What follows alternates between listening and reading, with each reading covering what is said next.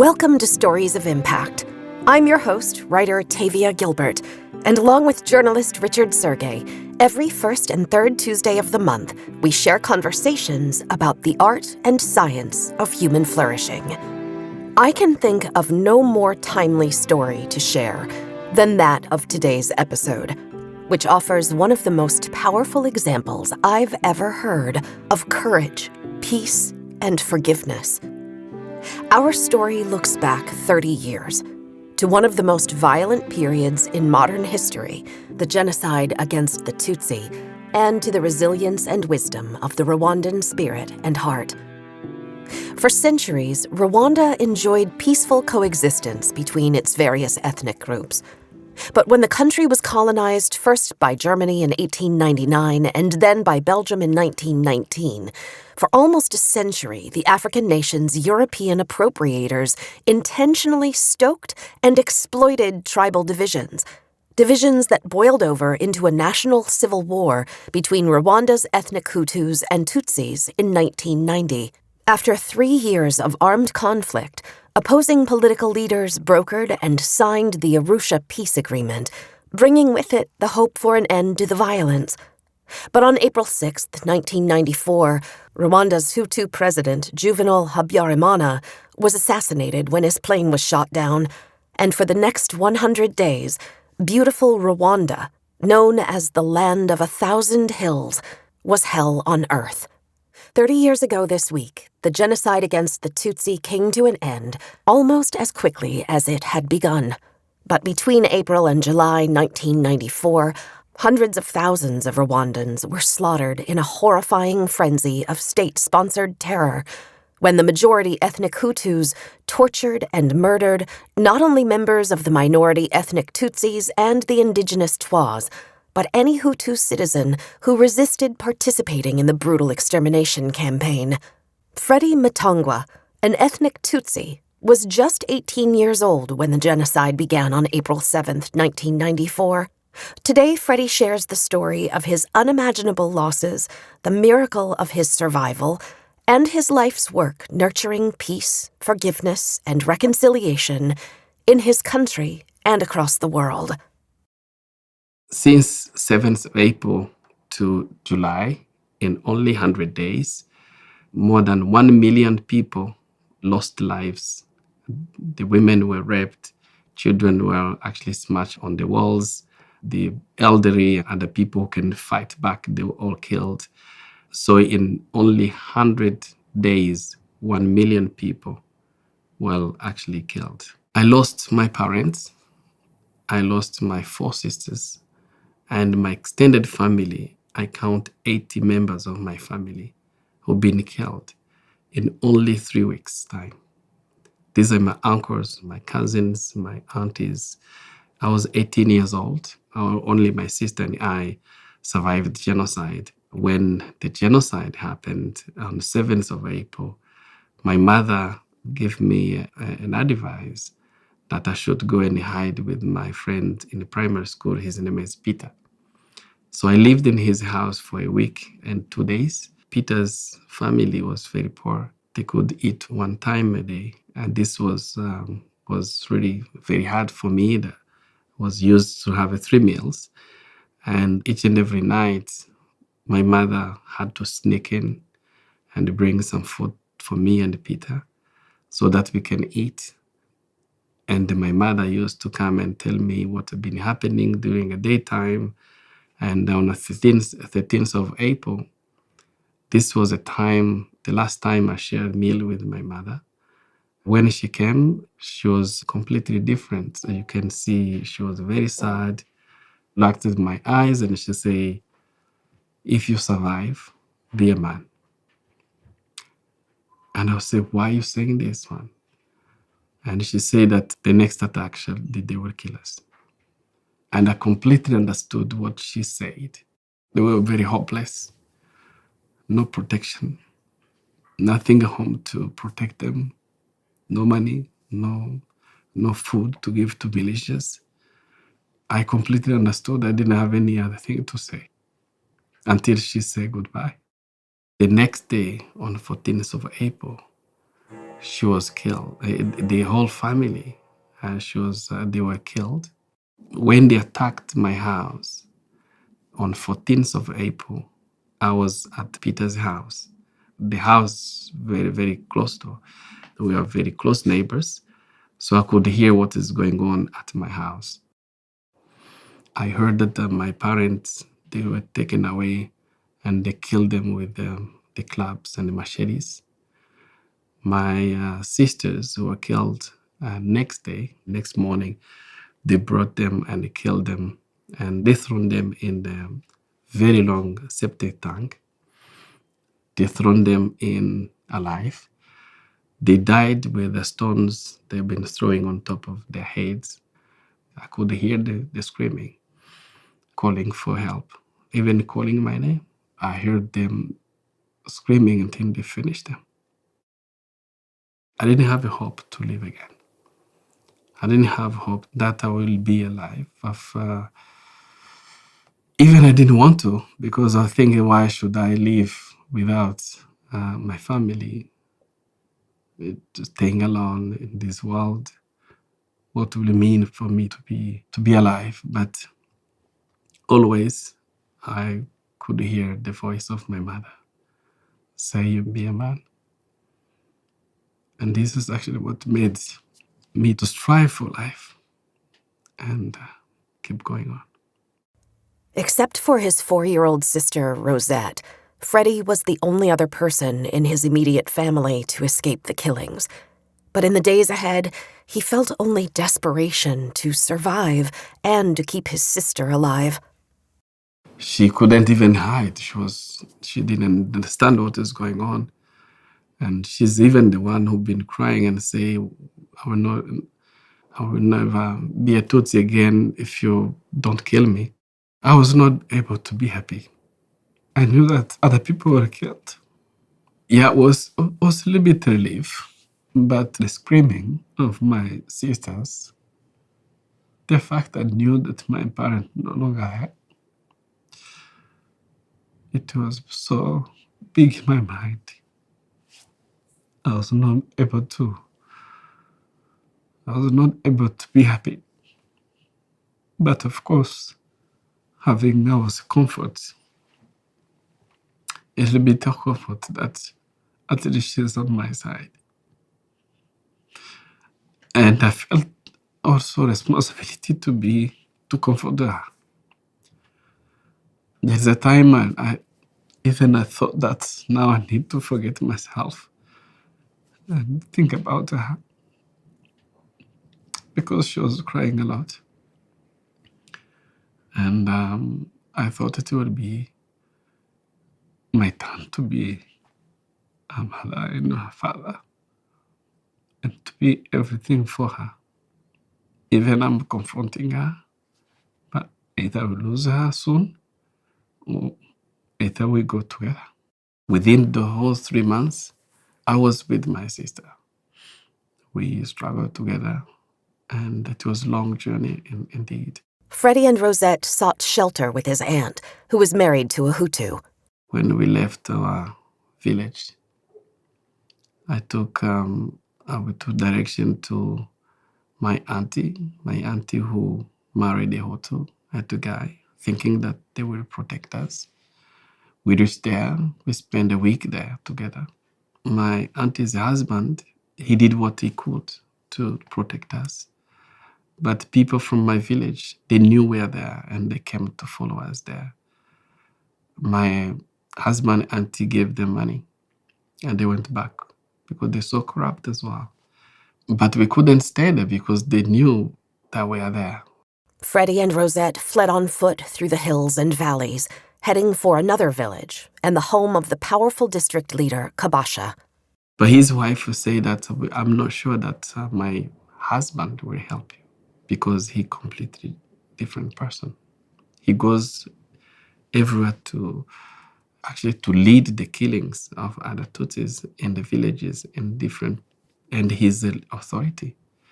And he has soldiers, he has people. So he came home, and when they asked him if he can give me some papers, he said, no time for Tutsis this time. So he was completely changed. He said that I'm waiting for my sons to take you out. These sons on my age, the people in vacations been together playing football together. I couldn't really believe that they would come and kill us. But that was the reality in Rwanda because people changed in just a few days, in a few hours. Freddy and Rosette escaped the house, searching desperately for a safe place. My auntie's husband, he gave me his identity card. He said, use it if you can. In the identity card, it's mentioned that you're Hutu or Tutsi or Twa. And they had two children. So that time I changed my name saying that he's my father who lost his identity card and these are our names. And then we took direction where my sister used to go for at school. Getting there, it took around 16 hours to get there. We got there and we find the headmaster, who is the principal, is a Hutu, but he had a Tutsi wife. The Tutsi wife said that at least I can have someone to talk to, and he took Rosette, but he couldn't hide me. Alone, Freddy made his way to a refugee camp constructed by the World Food Program and the United Nations High Commissioner for Refugees. They started actually building some tent for the refugees. I went there among them, and many of them, they were militias. They were killers, but they didn't know who I am. But that time, they start believing my papers. How did I leave this area is the fact that someone from my village, where I came from, who was a student, he find me in the refugee camps. And he say, Freddy, you're here. And I heard him. I didn't even turn to see who he is because I said, this is a person who know me, but I have to pretend that my name is Albert. So I even didn't turn to see who was calling me. Then he started screaming, you come to hide here. How did you get here? Then he attracted attention to people to see me. And then I turned to him and then say, I'm not Freddy, I'm Albert. I don't know who you're talking about. From that time, I felt that this is really not a safe place because I didn't know what would happen next day. More terrifying days lay ahead in Freddy Mutanguha's fight for survival. But finally, on July 19, 1994, when the Tutsi RPF party seized control of the Rwandan government, abruptly, the genocide against the Tutsi was over. 30 years after surviving the killings, how does Freddy explain how his community, his friends and loved ones, so quickly embraced such inhumanity, hatred, and violence? It's still a question I ask also myself. How in a few minutes, few hours, someone can turn against you? Maybe it's the obedience of the people who do not have any critical thinking to understand why I'm doing this, but because someone, a local leader, high-level soldier, have said this is the enemy, and then you believe it and you start doing it. But still, it's very difficult to comprehend, even today. In the years ahead, Freddy would continue his education, studying in Kigali to become a teacher, like his mother was, and later earning a master's degree in the Netherlands. In 2004, he joined the Aegis Trust, which works to prevent genocide and mass atrocities worldwide. He developed a peace education program and today leads the work of the Aegis Trust to expand to areas in other countries that are at risk and serves as the CEO of the Kigali Genocide Memorial. He's still trying to make sense of the past, to try to understand those who were family and friends one day and genocidal exterminators the next. Every day, he and his colleagues at the memorial ask the hard questions. How did this happen? And how can we stop it from happening again and again across the world? Even today, because if you ask the perpetrators themselves, I run the museum, I run the memorial. The perpetrators themselves, they don't have really the right answer to that question. Maybe we need high-level professors to tell us or to understand actually how the human brain function. But at the same time, what we know, this is a fact. It happened. We were killed by our neighbors who used to be our friends. That's the fact. So the museum and the memorial that I'm running today, the mission is to promote memory of genocide, giving dignity to those who are victimized by genocide, giving them respect. But also, it's a place where we want to learn about our past, where we want the new generation to come and ask questions and understand actually the past of their own country. And it's a place where even Rwandans will come and question about what happened on this in Rwanda. So it's a learning place, but it's also a place of remembrance, and it's a place where everyone comes to pay respect of the victim of genocide. But we know that without this memory, without learning from the past, we cannot build our future. So it's a place that really helps us to shape the present and shape our future as a nation, but also as a humanity as well. What role does the Genocide Memorial play in keeping alive the memories of not only what happened, but who was lost? It's a place where I have seen the people on both sides, the perpetrators and the survivors. That place creates empathy and it creates a consciousness about the past. It's a place where I've seen the perpetrators and children of perpetrators or the family members of perpetrators coming together with survivors to pay respect of the victims of genocide.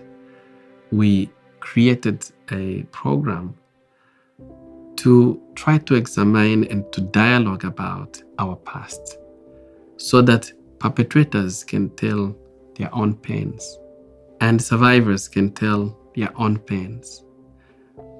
The perpetrators normally, what they're going through in terms of what they did, the collective blame, the collective guilty, it's also painful. It's not something good to hold in your heart, in your mind. But at the same time, survivors, all the suffering they went through, it's also something very heavy for their minds. So it's a place where we were able to share everyone's views, everyone's feelings, so that people can start to understand how we can actually come together and think about something that really puts our families, our society together. It's very important to remember. Why remember? As the survivors, we're learning from our families' values. We remember what made them who they are, what positive values they had. We remember those to help us to lead our lives. But also we remember to learn from what happened to us, how the country itself descended in very dark time, so that we cannot go back to that. We can take the completely different path to peace instead of going back where we are, because we know exactly how this time destroyed our country, destroyed our people, destroyed our families, destroyed our social fabric. By understanding the whole and details of it will help us, and as this generation and the younger generation, to not take this path, but taking the path of peace and forgiveness and reconciliation. Having his own family has helped Freddy heal. I have 5 children. They really learn about what happened. They learn from me, from the stories of my family, and they learn from what I learned from my own parents in terms of what the values that I learned from them, how I lived with them, and how we shared life and also, I may say, good life before they get killed, to honor them and to make sure that I honor their memories. I'm so committed to raise the children, their grandchildren, in the way they will be there to, they'll be happy for, and in the way that these children can be a generation for change, a generation for that really understand how the world actually becoming much more a place where people feel with the fear, live with the fear, but at the same time, a place where they can change and be the agent of change and make a peace, but also contribute to the peace and the peace process in the world. My two daughters, they all look like their aunties. And when I look at them and how they act, how they relate to me, and I feel like I see them in the eyes, and I feel that I see my siblings as well. So I remember them, but I didn't lose hope to live again, to have family, and to rebuild my nation, and to honor them all the time. Every time on the 14th of April, the time their parents were killed, we go to their mass graves and pay respect and cry for them, but at the same time giving a message that we live again. For Freddy, the family practice to honor their ancestors helps him continue the important work of making meaning from the genocide. I would never lose hope that living in this world, how difficult it is and whatever happening, there's a hope all the time. We need to keep the light burning, and burning forever. As we remember them, as we respect them, as we pay dignity of our losses. But this is something that we need to continue and make life and make this world a better place to live. After the genocide, the country's citizens, victims and violators alike, had to find a way to live together in peace. Freddy and his colleagues at the memorial continue to explore what they can learn from the stories of survivors. The perpetrators and survivors, that's very unique in my country. The perpetrators and survivors, right after genocide, they're still living in the same villages. They're still living as neighbors in the same neighborhood.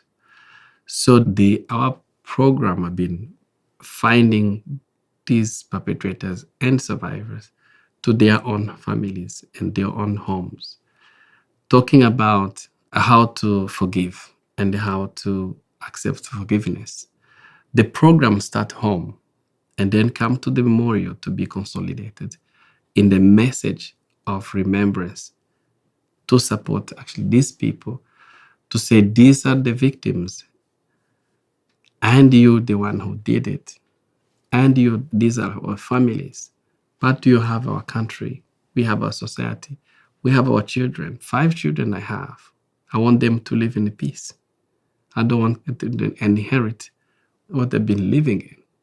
So having my children and desire to have a nation of peace, a place where my children will live, it gives me strength to say the only way is to make a peace with my perpetrators. And we, as survivors, we do it with authority because we live in it. My fellow survivors can listen to me because it's something that it's part of my life. It's not an education that is imported or brought by someone else who do not understand what actually I'm talking about. We are in the same journey, but the only way to get this country standing up again and standing on its own feet and a country of peace and prosperity, it depends on us, on how we deal with our own experience. You cannot teach forgiveness. You only experience it.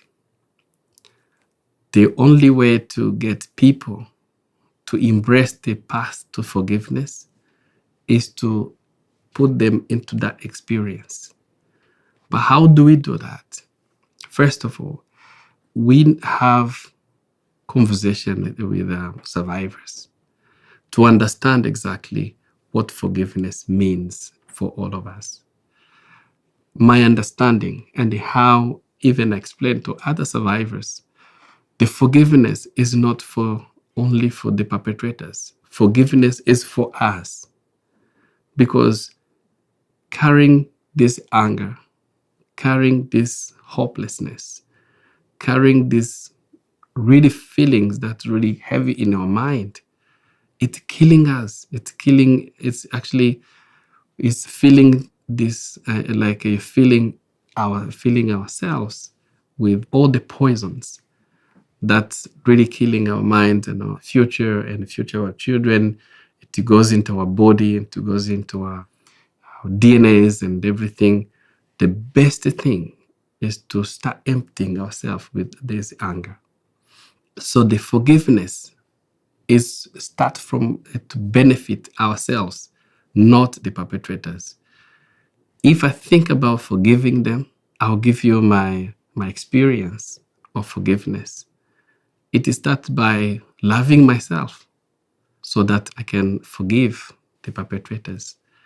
We engage that conversation with perpetrators after we ourselves understood what the steps we need to take, why we need to do it, and what the benefit as survivors we have. Forgiveness didn't come quickly or easily for Freddy. He knows that the work of forgiveness is difficult. 17 years. Even to start thinking about, even talking about forgiveness, it took me 17 years. That shows how forgiveness is a journey. It's not something you do 1 day or 2 days or 3 days. You need to feel yourself. You need to get your body having that feeling of it, and make sure that when you start it, it doesn't go back. It's not about emotions. It's not about emotions. It's not about feeling I can do it because others have done it. You need to feel it. You need to understand it. But at the same time, you need to make sure that you have understood what you're doing. Because the less understanding of the past and the practice of forgiveness, it's more harming when you realize later that you made the wrong decision than understanding and take time to understand it, than actually try to understand it later. His journey to forgiveness is not over. It's 3 years ago.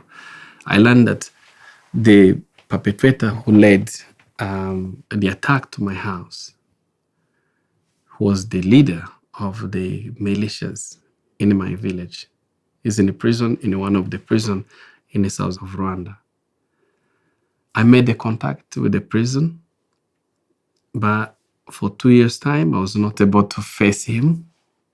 Only last year, I had the courage, and I had to talk to my sister as well, because I have to make sure that she's with me and we can go and see. If he tells me the truth, I would forgive him. If he doesn't tell me the truth, I'll wait for him to tell me the whole truth. Then I can extend my forgiveness. In my heart, I'm able to forgive him on my side when he tells me the truth. And then in my heart, I don't feel hatred against him. In my heart, I feel I cannot revenge, I cannot hate him, I cannot actually wish the bad to him. So I went to him, and the prison opened the gate. I went to see him. But before I met him, something came to my mind, and I went back to the time of genocide, where I was hiding, the screaming and everything. And I was imagining he has a machete in his hand. He had a big club in his hand. He smashed my sisters who started killing my mother, what the last word she said. And I was saying, okay, that's made me cry. I was not able to get into the gate, but I calmed down and I went to see him. And then he said yes. And then he was trying to innocent himself. So that time I didn't tell him I forgive you, but I give him a chance. When I come back, you need to tell me the truth because I want to understand exactly what happened to my family. I want to have the details because you were there, you're leading the group that attacked my house. I want the truth of what happened. But when he tells me the truth, I will forgive him. It doesn't happen yet, but in my heart, I have the benefit as much I can from forgiveness because I don't hate him. I don't wish him any bad to him. The only words to say I forgive you is actually what's remaining. And he cannot get it without telling me the truth. To further the work of truth and reconciliation, the Aegis Trust is launching the Isoko Peace Institute, which will work not only in Rwanda, but expand its efforts globally. Isoko means source. It can mean a fountain of wellspring We want the center to be a marketplace where people can exchange ideas. And we want actually this Peace Center and Peace Institute to be a source of humanity, to be a source of life and positive values that can bring back peace and bring people together. The vision for this Isoko Peace Institute is to establish the culture of peace and teach and establish all the values and skills that may help to resist and to be resilient to communal violence. And that solution, as a Peace Institute, we want to be a vehicle for their own solutions. We need to leave the room to say, do we go to UN? Do we go to their politicians? Do we go to journalists? Wherever, however we need to do it, those are solutions of the two people in the conflict who want to make a peace. That actually, this will be very important. Where we want to exhibit the positive stories of today and how to build the resilience to the ideology of hate, and then how to go about it. This exhibition will become in complementarity to the Kigali Genocide Memorial, which talks about the steps to genocide. This one will talk more about the steps to peace. How do we build our humanity again? And those are the assets of the world. We need to have a space for them to take care of them and take care of the carers so that they can carry on their good job. So it will be a busy institution which will really support people, carrying them to show them the path to peace, but at the same time trying to help people who are actually being very tired to get actually on track. This is designed to be a global peace institute, to take the history, to take the experience we got from Rwanda and from 7 other nations in Africa to the world, to be a global space for people around the globe to come and really learn from each other and exchange ideas and make decisions for peace together. Freddy's resilience and determination to embrace forgiveness and peacemaking, even in the midst of his grief, honors his mother and shines a light for others who have the courage to follow his example. It's important to build up hope, because losing your parents, losing your family members doesn't mean the end of the world. There is a way you can stand up, you can decide to lead your life, and you can actually succeed in your life without those supports, because the support you need is within you. And I think this is actually what led my life. You didn't need to have your mom to tell you that you need to be a man. And even if this helped me and the whole life since 18 years old to 48 years old, once you embrace positive values and the human values, that helps you to lead your life in a very positive way. In our next episode, we'll hear more from Freddy Mutanguha about the work of forgiveness, and we'll meet researcher Elizabeth Dowling, who studies forgiveness and peacebuilding. If you enjoy the stories we share with you on the podcast, please follow us, give us a 5-star rating, and share us with a friend. And be sure to sign up for the TWCF newsletter at templetonworldcharity.org. You can find us on Twitter, Instagram, and Facebook, and at storiesofimpact.org. This has been the Stories of Impact podcast with interviews by Richard Sergey. Written and produced by Tavia Gilbert for Talkbox Productions. Senior producer Katie Flood. Assistant producer Oscar Falk. Production support by Mandy Moorish. Music by Alexander Filipiak. Mix and master by Kayla Elrod. Executive producer Michelle Cobb. The Stories of Impact podcast is generously supported by Templeton World Charity Foundation.